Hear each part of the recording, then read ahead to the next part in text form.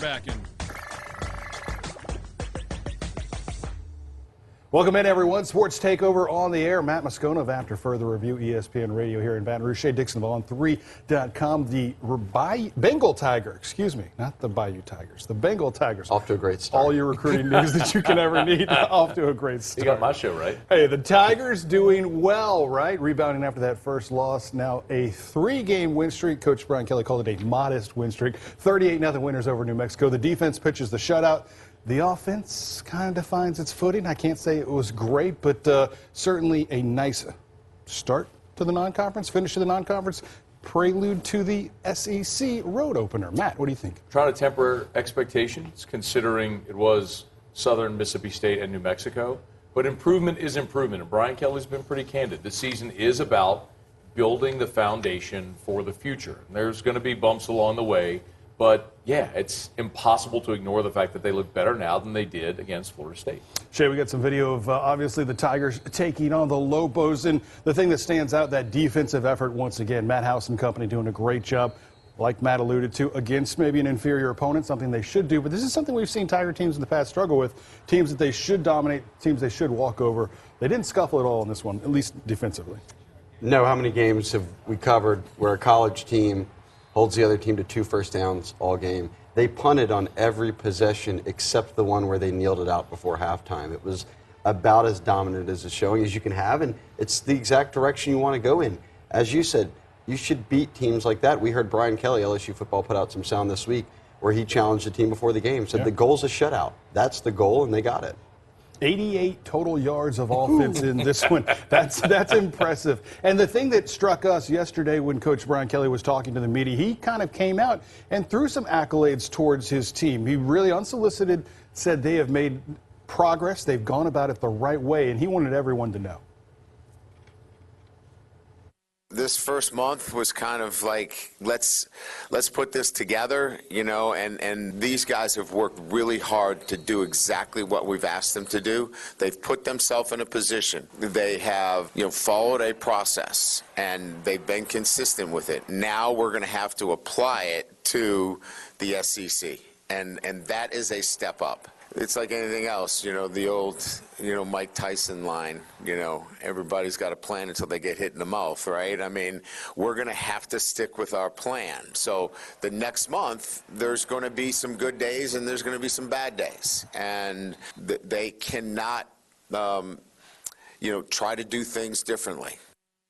Matt, you and I both asked follow-up questions to his initial comments. I mean, I guess it's just kind of struck me. It was like, oh, wow, this is – I hate saying that he gets it, but it's rare that a coach kind of just can talk like a normal person and be like, hey, we did all right. We're not there. We haven't arrived, but we're doing good. It's the candor. Yeah. And just to open the press conference the way he did with those comments was just a little odd. That's just not typically what we get. We get, here's what we did well last game. Here's what's coming up this game. And it was just an unprompted compliment, being complimentary of his team. But the thing that stands out most is when he says, look, there's going to be good days and there's going to be bad days. I don't want to keep harping on that, but it's so important to remember, you still got a lot of challenges with this team. They can make progress throughout the year, but if you're thinking, hey, man, they're on this 3-game winning streak where they beat Southern Mississippi State and New Mexico, look out, Bama. That's not. He's telling you it's not exactly where they are, but they're making progress, which overall, big picture, 10,000-foot view is a good thing.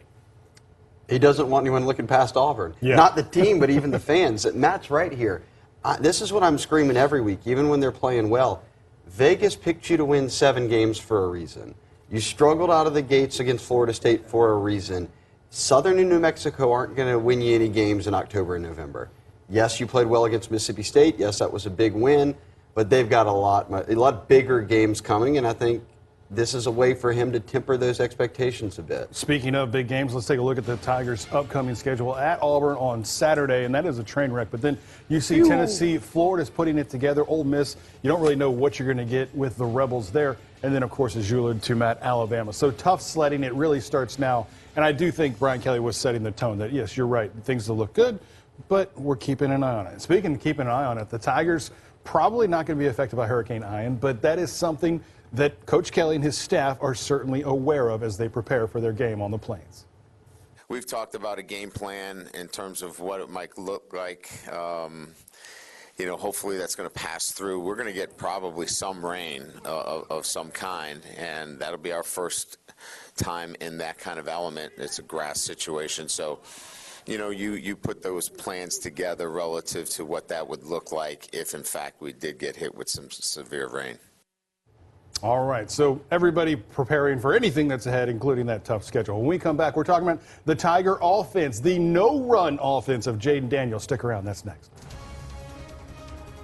Friday only from 10 a.m. to midnight at Ashley Home Store's Midnight Madness. Buy one, get one half off. Buy this sofa, get the matching love seat half off. Or get 0% interest for 5 years. Friday only at Ashley Home Store. Summer is here. Now's the perfect time to enjoy your amazing backyard. Unless you have a mosquito problem, contact the experts at J&J Exterminating. Whether you need a one-time treatment or a monthly control program, call us or go online for a free estimate from a fully certified technician. And take advantage of $50 off initial service. Make this summer the best ever with J&J Exterminating. J&J Exterminating. Yeah. It's time to replace your old tub with a new shower. But you don't want the hassle or the worry of getting it finished. You just want to pick a style and relax, knowing that it'll be wonderful when it's done. Is that too much to ask? No, actually it's not. Rebath, from start to stunning. Call us or visit rebath.com and save $1,500 off your complete bathroom remodel. Hi, I'm Dr. Jeremy Wigginton with a health note. These past 2 years have taught us that mental health is as important as our physical health, and your primary care doctor can help with both. So use every office visit as a chance to check in with your doctor about how you're feeling, both physically and mentally. Share if you're feeling stress, anxiety, or depression, so your doctor can help you. Make it part of the conversation.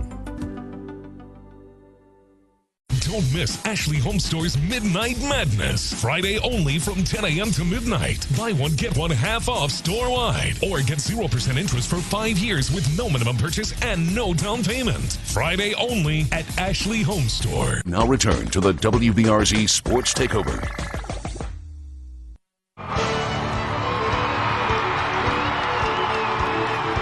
Slot double tight set. Nussmeier throws. Catch to Thomas, gets away from his defender near side at the 45, the 35, the 30, 25, 20. Katie bar the door. Touchdown, Fighting Tigers. Brian Thomas on a 57-yard reception extends the lead.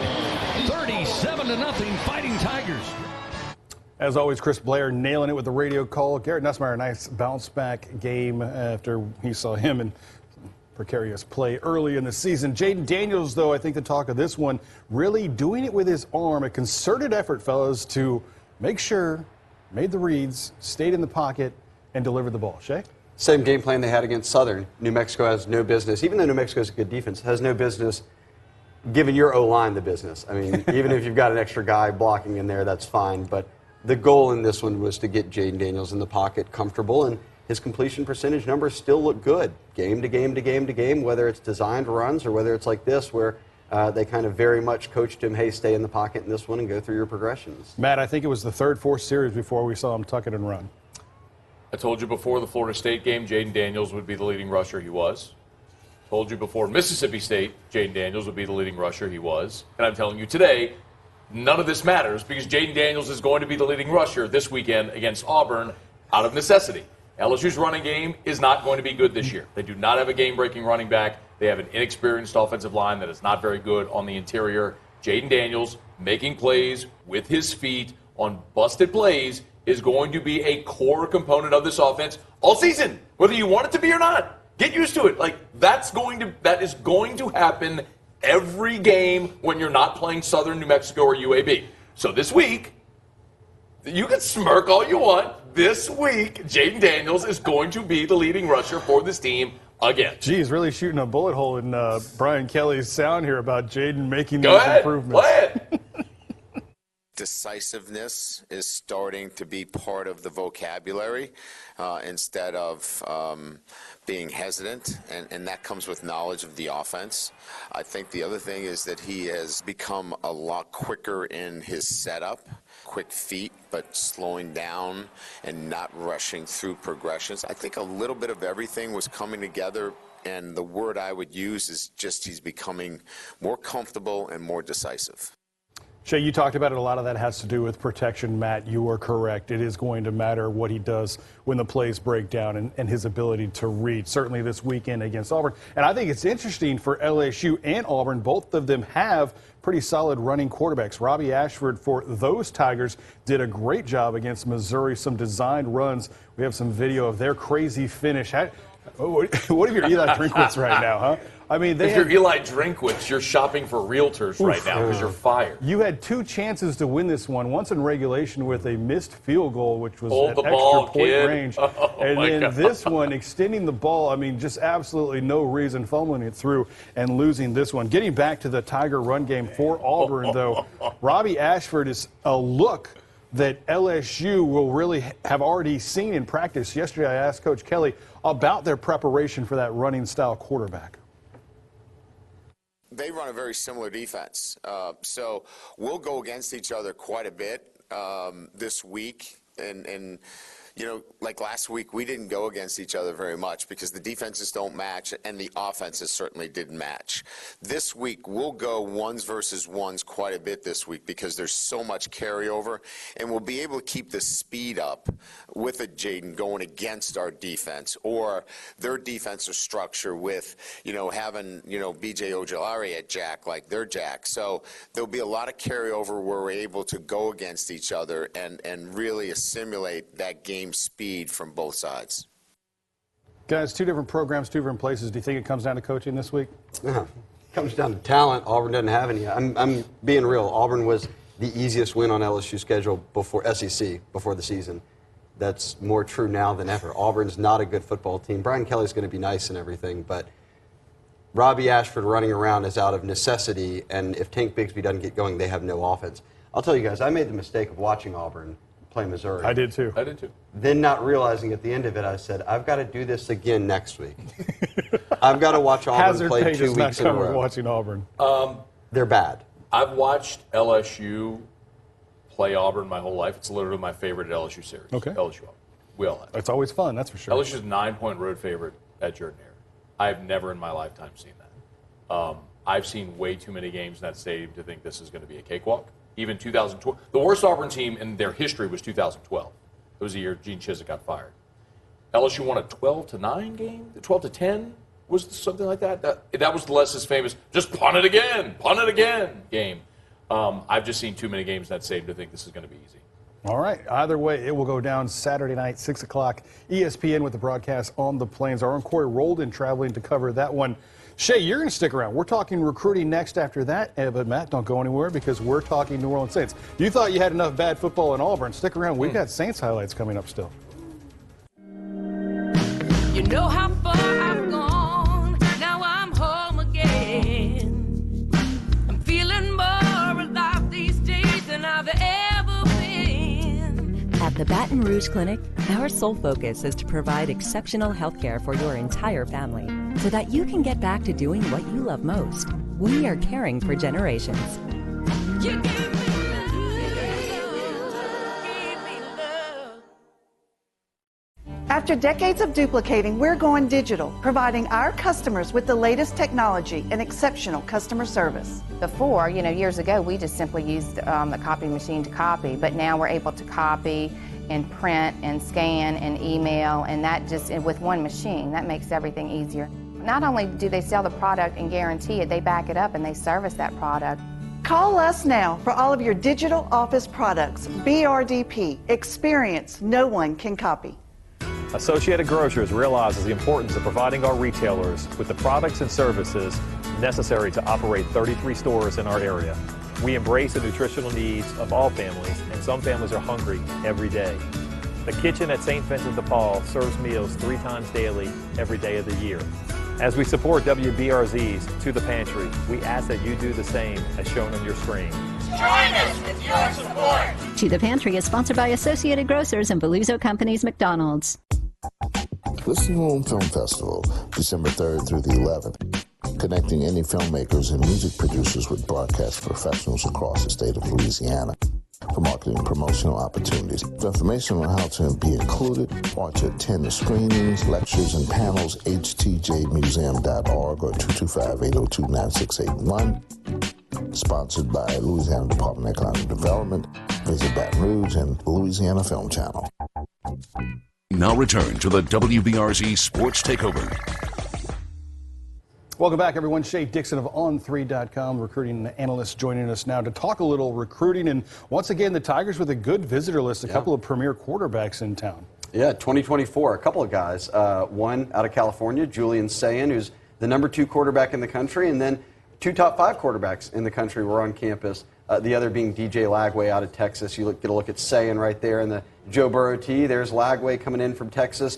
Both these guys are juniors in high schools. Lagway has an offer from Jay Johnson to play baseball, the guy you're looking at right there. Also has an offer from Brian Kelly to play football as quarterback. Sayin's another guy in that mix who's purely football, but getting 2 kids. They've already got Ricky Collins out of Woodlawn committed for this year. The focus now turns to next year. You see Brian Kelly doing some recruiting on the sidelines before the game. But there's Trey Holly, who broke the state's rushing record this past weekend. But his focus at quarterback, Cauble, has shifted, and now they're looking at 2024. I would say Julian Sayin and certainly Lagway are 2 big names to watch. Now, I heard you on the radio in the pregame, and you said Sayin is maybe more of a favorable lean towards LSU?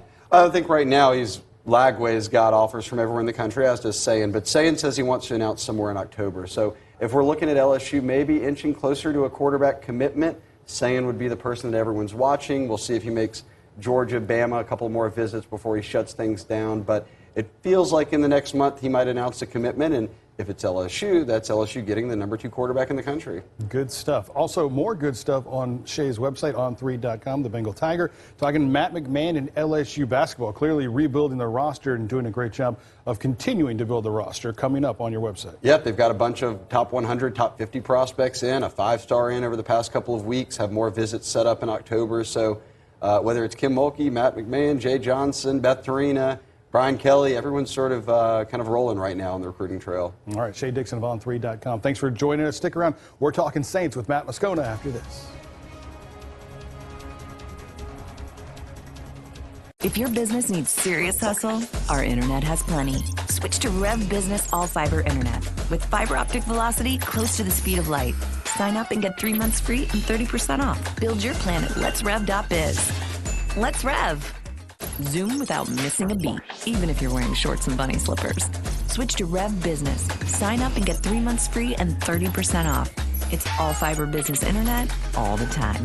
Build your plan at letsrev.biz. Let's Rev. Your heart and vascular system is at the core of your overall health. Trust your care to Cardiovascular Institute of the South, a world leader in the diagnosis and treatment of heart disease, artery and vein disease in the legs, and heart valve disease. CIS cardiologists offer the most advanced, innovative, and compassionate care for the complete health of your heart and legs. Schedule an appointment at one of our 3 locations in the Capital Region at cardio.com. These days, it's hard to sell that old car, boat, or RV. Save yourself the hassle and get a tax break as well. Donate your car or boat to St. Vincent de Paul and help a charity that's been helping Baton Rouge for over 150 years. Now more than ever, St. Vincent de Paul needs your help. With over 50,000 students in higher education in the Capital Region, finding a great intern or employee shouldn't be complicated. The Baton Rouge Area Chamber, LSU, and Southern University are teaming up to help local businesses find their next hire using Handshake, the largest early talent recruiting platform connecting employers, talent, and colleges all in one place. Learn more at brac.org/handshake. The 2022 Mazda CX-5 with iActive all-wheel drive and available turbo engine, it truly ignites the senses. Save on your new CX-5 right now during the season of discovery at Team Mazda. Now return to the WBRZ Sports Takeover. Thank you. Matt Moscona joining us once again from After Further Review. Matt, big Saints fan, grew up there all your life. I'm sure you're loving the current state of New Orleans Saints football. You brought me back to do this. You sent me away so you could talk recruiting. You bring me back to talk about the 1-2 Saints after they look like they did on the road in Carolina on Sunday. You think I'm a masochist? You think I want to be here doing this? Let's get into it. A 22-14 loss. And I'll just say, I felt like the Saints were never really in this one, regardless of what they tried to do. Just no success. A good defensive effort, as you said, just stymied by their offense, continuing to make mistakes. I mean, some of the balls that Jameis was throwing into coverage are just ridiculous. And once again, can't seem to secure the ball in the running back room. Okay, Carolina's got a good defense, and they've invested a tremendous amount of draft capital into building up their secondary as well. On the opening drive of the ball game, Jameis threw a beautiful pass to Michael Thomas down at the Carolina 19-yard line. You'd had first down at the Carolina 19 on your opening possession of the game, got negated because of a chop block on Mark Ingram. From that moment, the offense didn't do anything again until the fourth quarter. Jameis is an issue, clearly. I have chronic back problems. When I slip a disc, I literally take painkillers, muscle relaxers, I'm in the bed for 2 days. This dude's playing with a broken back, and he's playing quarterback in the NFL. I don't get it. I mean, you brought in Andy Dalton because you've seen the last 3 years. Breeze bang his thumb on a dude's helmet. Jameis tear his ACL. You did this for the possibility of an injured quarterback. You have an injured quarterback, I don't understand why they won't make a change. It's mind-boggling. Yeah, let's talk about Jameis and where the Saints go from here. I'm with you, but I do not understand why they continue to trot him out there, especially because I'm not going to say it mattered, but Andy Dalton looked good in the preseason. He looked competent in the preseason, and right now what I think you're missing is that competency at the quarterback position. The decision-making, I understand you're behind in games, but you can't have a quarterback that just wants to chuck it 50 yards down the field every time and is missing the easy underneath stuff. The pre-snap reads, I feel, are just awful for him. He can't see the pressure coming. He doesn't have hots. The routes that they're running in these situations aren't designed to be successful. I mean, they're just taking too long to develop. So one of the things Drew Brees was great at was setting protection, and Jameis has struggled there. But the thing that you also got to keep in mind is the Saints' issues on Sunday weren't all Jameis Winston. Jameis Winston didn't fumble for a scoop and score. That was Alvin Kamara. Jameis Winston didn't have a field goal block. Jameis Winston didn't miss a field goal. That was Will Lutz. That's 13 points. That 13-point swing right there, you win the game. The margin is just so small in the NFL that you can't make those types of mistakes and expect to win games. But it's also fair to mention the Saints have scored 51 points this year. 38 of them have come in the fourth quarter. They're just getting too far behind because they don't have a semblance of an offensive structure throughout the course of the game that's allowing them to play with these teams. They're having to play catch-up, which is where they're getting yardage and points, and that's not sustainable. You're seeing it's why you're 1-2. You know, a lot of this I'm going to put on Jameis and the coaching staff for not trying to do something differently. After the game, Dennis Allen and Jameis talked about their issues at the quarterback position. I believe in every guy that we have, and I know together we're going to continue to fight. We're going to continue to get better. We're going to continue to learn each other. We're going to find ways to be more productive. You know, I feel confident with Jameis. Certainly, we all need to do better, and that's what we're going to do. You're going to get hit. The offensive line did a good job protecting me. You know, they have a tough defense. They have schemed up some things, and they found a way to still get a hit on me. That's just them. Being who they are. You know, Matt, you talked about it. They have a good defense. But again, I think if your coach is putting the player on the field, they feel like they're healthy enough to perform. And that is unfortunately not happening right now. Here's a look at the Saints' next 7 ball games, of course, this weekend in London. Just a crazy wackadoo schedule, really. The overseas trips always seem to be problematic. And you follow it up with a trip, or I guess a couple of home games against Seattle and the Bengals. And then it gets wonky again when you're on a little Thursday short week action. Normally, teams get a bye after their trip to London. The Saints requested not to have the bye there because they didn't want it that early in the season. But you got to win this game. If you fall to 1-3 and then you have that short turnaround, your international travel back home, even though it's a home game, to play Seattle and you lose there to fall to 1-4, look at what's ahead. Yeah. Cincinnati, short week on the road, which is never easy. Raiders, who might be desperate. Ravens with a former MVP at quarterback. Then you're at Pittsburgh, who's always good. I mean, we always knew the meat of this schedule was in the middle. You had to get yourself above 500 in the first 5. You got to win these next 2. If you're gonna be 3-2 through 5 games, you've got to win the next 2 to even give yourself a chance to make through that gauntlet in the middle. I understand wanting to push the bye, but their bye is now so late for a team that I feel needs a little bit of a reset. It's going to be counterproductive, I believe, for them. But it's impossible to time that. Sure. In a given season, you never know. I mean, you thought your team was going to be better than it's showing itself to be right now. Any thoughts on the Saints pushing against the Vikings?